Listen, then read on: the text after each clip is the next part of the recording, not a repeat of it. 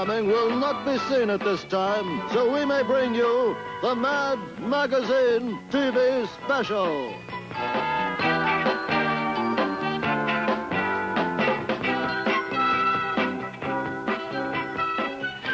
With the Automobile Manufacturer of the Year, the Academy Awards for Parents, Mad X-Raving, The Odd Father, a peek behind the scenes at a hospital, and the kind of fathers you've learned to expect from Mad's usual gang of idiots. The Mad Magazine TV special is brought to you by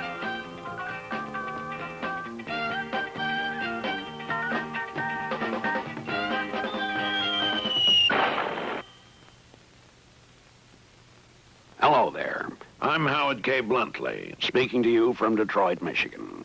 We're here for another interview with people who make America great. Our guest today is Mr. Edsel Lemon, the famous industrial tycoon who was recently named as Mad's Auto Manufacturer of the Year.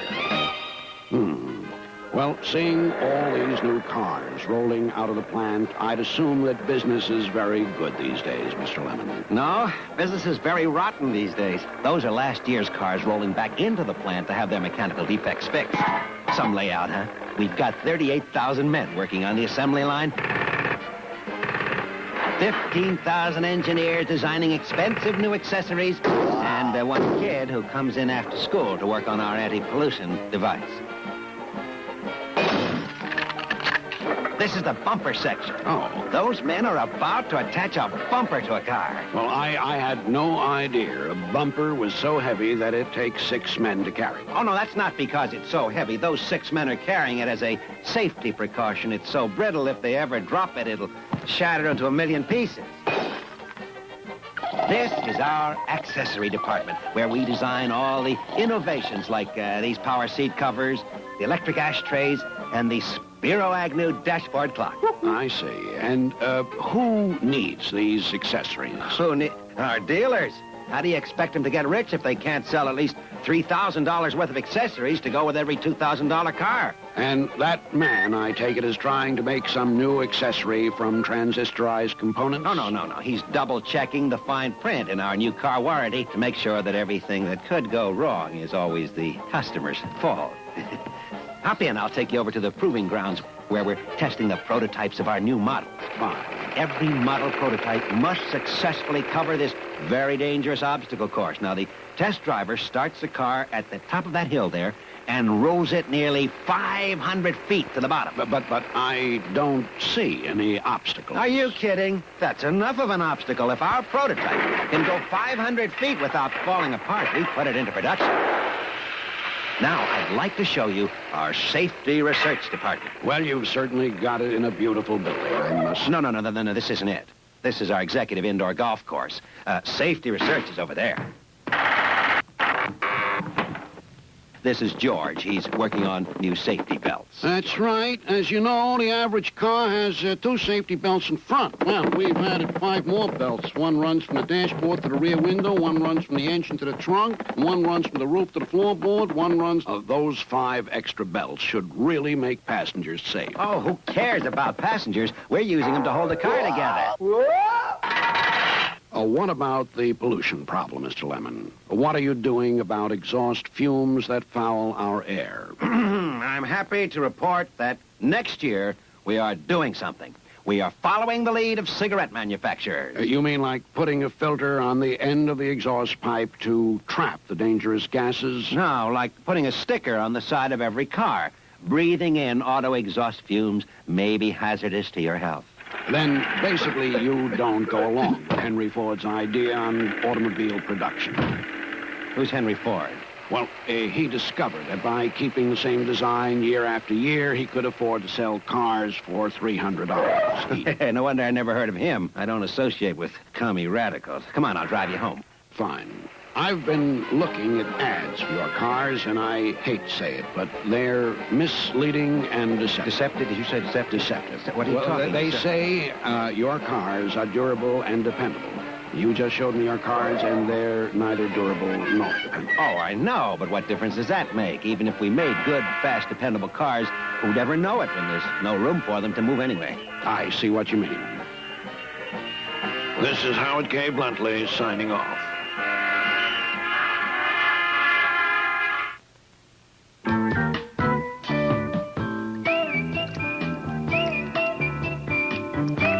Mama's little snookum starling, sweetie, honey, baby.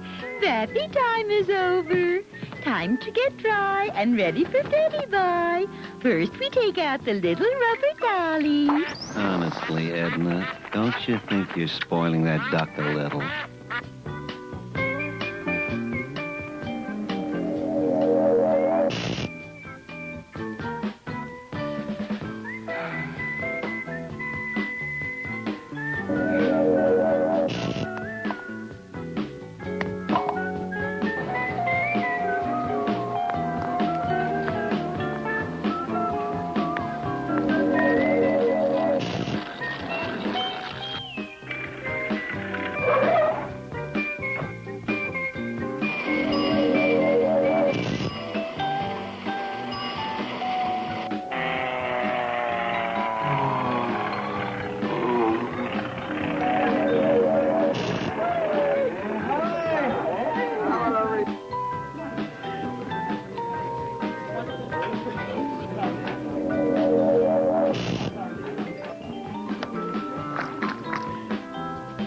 Did you hear about the new trailer camp they opened up about 5 miles down the road? It's a heck of a lot nicer than this place. I'm moving down there. Really? I'm going too. So more. Me too! Me too!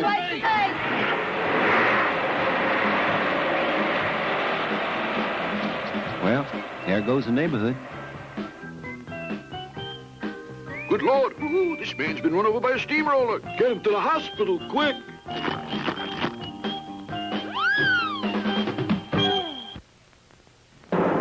Ladies and gentlemen, welcome to Mad's Academy Awards for Parents.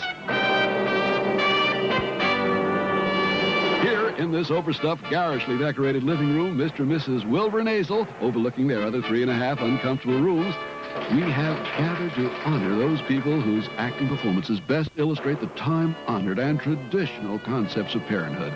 Now, the winner will receive this lovely 14-carat solid gold-plated statuette, the Mommy. And now, on with the show! The nominees are, for Best Supporting Actress in a Teenager's Sloppy Room, Mrs. Elsie Gladbuck for her memorable performance in You're Just Impossible. What do you think I am? Your personal maid? You think all I have to do is pick up after you? Your friends should see how you keep your room. I'll bet their rooms are neat. I'll bet their rooms are clean. I'll bet their rooms are worse. Don't change the subject. It's your room that I'm talking about.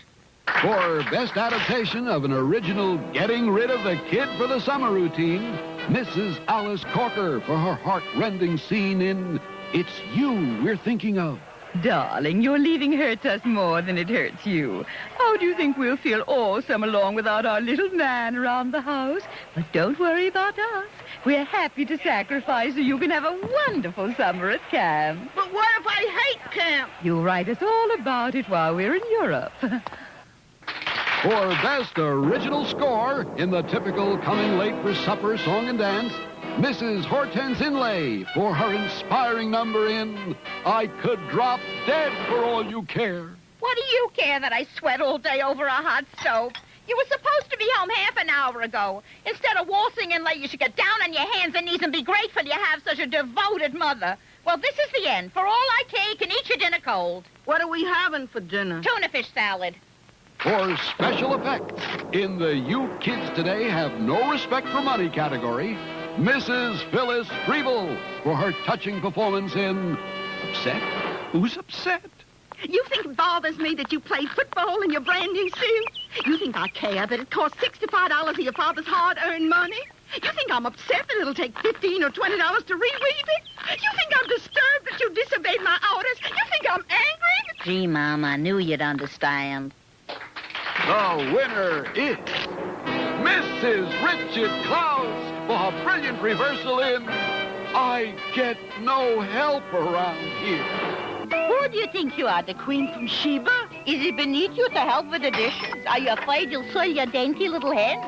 Well, from now on, everyone in this house does her share, or else she can move out. Whoopee! I'll move out. Don't you get sarcastic with me, young lady.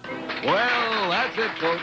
As Mad's Academy Awards for parents draw to a close, and the recipients and hopefuls rush for the exit so they can get home quick and start screaming and raving and carrying on, trying to qualify for next year's coveted awards, we bid you all goodbye. Bye!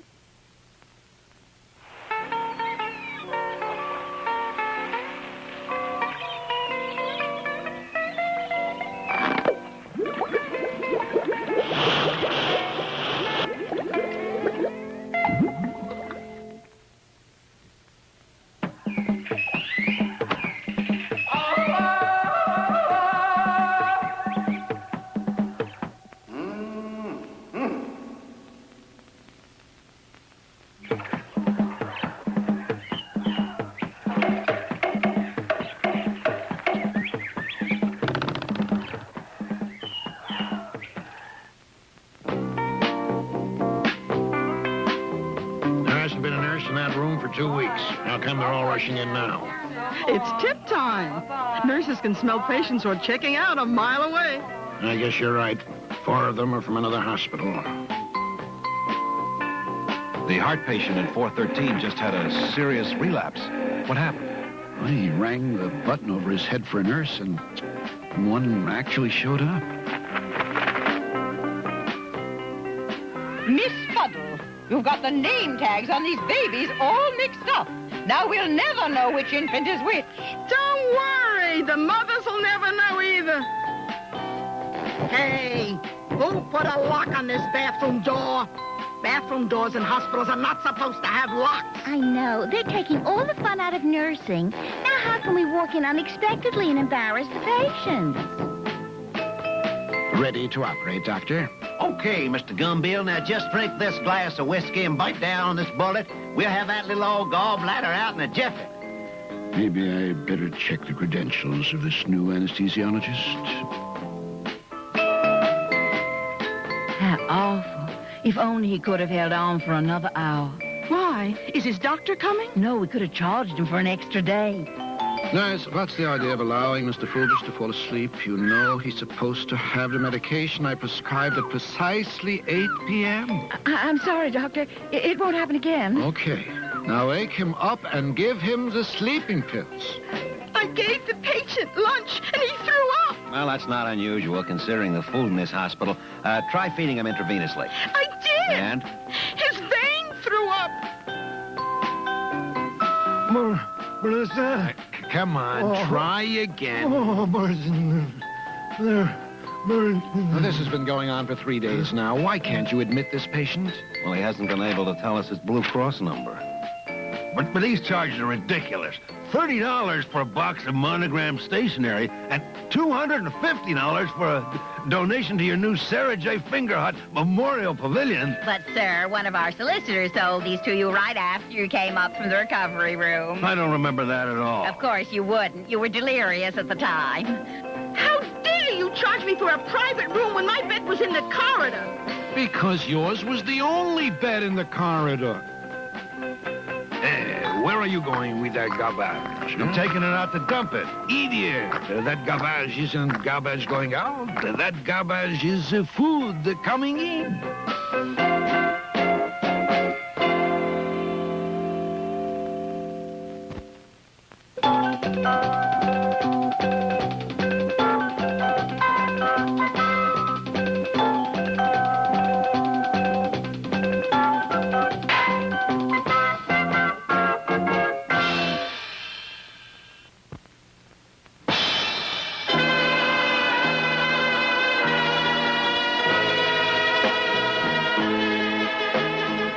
I propose a toast to Don Vito Minestrone, the biggest syndicate leader in the country.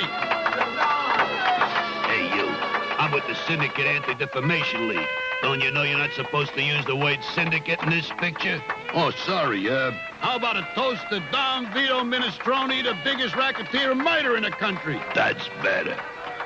What a fantastic makeup job. How do they ever get him to look so old? I can't believe it's really Marlo Brandon. Oh, yeah, that's Marlo Brandon, all right.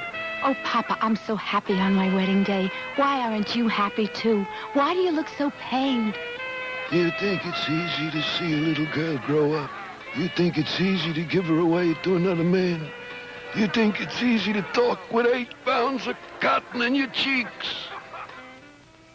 What's on the agenda today, Haven? There are people waiting to ask favors of you. Okay, bring them in one at a time and have them pay their respects to the Oddfather. This is Mr. Bongiorno. Donna Minestrone, I kneel and kiss your ring. So far, so good. And I grovel at your feet. Not bad. And I lick your left shoe. Okay, now show some respect. Dear and illustrious Oddfather, manipulator of the world, the government's most exalted of the personages, hallowed be thy name. Beautiful. Now what can I do for you on this holy occasion? I want you to rub out the 2 lousy things. Okay. Oh, Donna Minestrone, how can I ever thank you? Swear to me on your mother's grave that when I ask you for a favor, you will grant it. Mother's grave? My mother, she isn't dead yet. Just remember that when I ask for a favor. Now crawl out of here, others are waiting. Number 2, who got number 2? This is Angie Maggio. Santa Lucia, Santa Lucia. It's a miracle, a miracle. What's a miracle? I just met the only Italian in the world who can sing. What can I do for you? There's a great part in a new movie that I want, but the producer won't give it to me. Haven, tell the producer to give Mr. Maggio the part or I break his back. Oh, thank you, Oddfather. Santa Lucia, Santa Lucia. Haven, tell Mr. Maggio to stop singing or I break his mouth. I'm worried about Plazzo. I think there's going to be bloodshed between his family and ours. Hey, look at the big car barreling down the street. Maybe it's them. Don't worry, that's not them.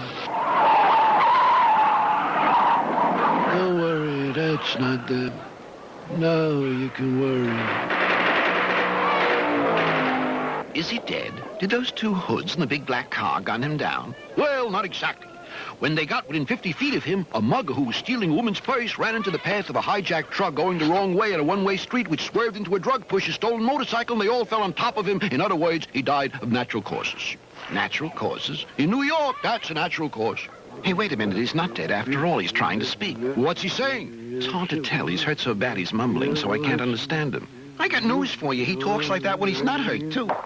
How's my father, Doc? Well, he's retching, and he's gasping for breath, and he's moaning a lot. He's fighting for his life? No, he's fighting for an Oscar. It's me, Micron. How you been, son? Fine, Pop. I'm engaged to a swell girl. I'm tops of my class at law school, and in my spare time I work for United Charities. I'm sorry I asked. Oh, Pop, don't start him again. I mean, just because I believe in law and order. Get out of here with your dirty mouth. But, Pop... Get the stranger out. Bring me his son. Papa, sometimes you get me so angry, I'm afraid I won't be able to control myself. Because you know what I feel like doing right now? I feel like killing you. I feel like killing my own father. Hey, my boy's gonna be all right. Micron, with Pop in a hospital and his gang war going on, we need you. It's time you join a family business. But, Cindy, I have great aspirations. I'm going to be a governor or a senator. Listen, kid, if you want to be a big-time criminal like a governor or a senator, you got to start at the bottom and work yourself up. We want you to meet Plazzo in Charlie's restaurant. The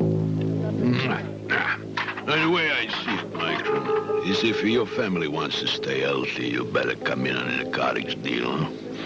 Hey, what's the matter? You looking nervous. Me? Oh, no, I'm not Plazzo, Mr. Nervous. I mean, Well, what's with you? Now where you going, huh? Oh, I'll be right back. I just got to go to the gun room. The men's room. I almost blew it. Oh, boy, am I scared. Now, where did they stash the gun? Maybe they left me a message. Hey, here's something written on the wall. Here I sit, broken-hearted. No, that's not it. Ah, got it. Okay, now all I gotta do is remember what they taught me. Walk out calmly, go up to Palazzo, shoot him twice in the head, drop the gun, and leave. That's simple enough. Be calm, be cool, and above all, don't panic! What happened? Some maniac came out of the men's room firing a gun. Looks like he shot everybody in the place. Everybody but Palazzo. How did he get it? From complications brought on by eating too much scungili, veal parmigiani, and lasagna. In other words, he died of natural causes. Natural causes. In an Italian restaurant, that's natural causes. Ah, it's great to have you home again, Papa. And I got good news. Micron took care of Palazzo. My little boy's first killing. I'm so proud of him. Remind me to have his gun bronze. Where's he now? In Sicily, waiting for the heat to die down? No, in the bathroom, waiting for his stomach to die down. Hey, you dumb tomato, how can you serve me this slop? I told you I wanted chicken tetrazzini, pepperoni, ravioli, vermicelli, manicotti. I know. But for breakfast? What's that, Kenny? Collie beat you up again? That dirty fink, I'll kill him. Hold until I get there. What? I don't know how. Hit him over the head with a lamp or push him down the stairs. Just don't do anything rash. Why are we following Cindy? Don Minestrone suspects Carly is working for Linguini and may be setting Cindy up. So we gotta protect him and... Uh-oh, too late. Poor Cindy. Papa knew it would happen to him one of these days. Papa warned him so many times. You mean that Don was right? Those were Linguini's men in disguise? No, they were real toll collectors. Papa must have told him 1,000 times, never go up to a toll booth with a $20 bill. I call this meeting of all the families because my heart is broken. My son Cindy's dead and my boy Micron has been in exile in a bathroom for 6 months. Now between us, we control the nation's gambling, prostitution, narcotics. Without us, this whole country would come to a standstill. I say it's time to get this country moving again. This war must end. We must stop destroying each other and start destroying us plain ordinary citizens again, like normal American businessmen. Agreed? Agreed. Agreed. Yeah, agreed. I got to do that, too. You only have to kiss him. You don't have to marry him. At last, there's no more war between the families, and now I can live to a ripe old age in peace. You chased me, Grandpa? Of course I chase you, Angie, my little grandson. And then we will play some syndicate kiddie games like hide and think and cops and good guys. The odd father is dead. He suffered a heart attack chasing little Angie. He was a kind man, a gentle soul, a good-hearted person and a decent human being. Did he say any last words before he died? Yeah, he wants someone to lean on the kid. Boys, with Don Minestrone dead, I'm taking over as head of all the families. Not so fast, Linguini. It's Micron Minestrone is back from the bathroom. He's beginning to act like the odd father. Now, let's get things straight. I'm in charge here. He's beginning to look like the odd father. And from now on, what I say goes. Do I make myself clear? He's even beginning to sound like the odd father. And I got plans, big plans. We're gonna make millions. He is the odd father. Now, here's what we're gonna do. We're going legit. We're going into show business. We're gonna make a movie about us. Can't you just see it now? Theater owners everywhere will show it, or else. Yeah. Critics everywhere will love it, or else. Yeah. And people everywhere will be standing in line waiting to see it, or else. Yeah. And it will win an Academy Award, or else. Yeah. Now, we'll start the movie off at my sister Candy's wedding, and then what'll happen... The Mad Magazine TV special has been brought to you by...